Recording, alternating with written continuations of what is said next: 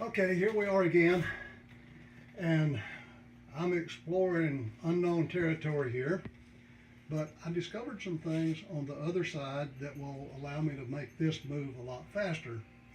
Is this outer shell is actually spot welded to the inner piece of vertical steel. That creates a problem, but I have a solution.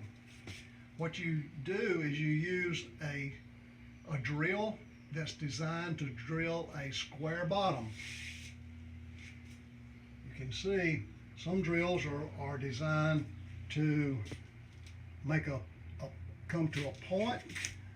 This one, it comes to a point in the middle, but then it drills a square bottom. It's important that you do not use a regular pointed drill, because if it gets away from you, it will pull itself in and you will have a place on the outside of the van for bumblebees to get in, and we don't want that.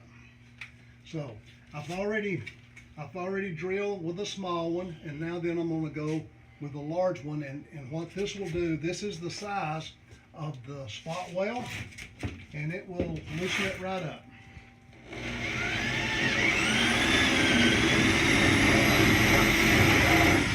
You can tell when it hits the metal inside because of the square bottom. You don't want to go through the metal.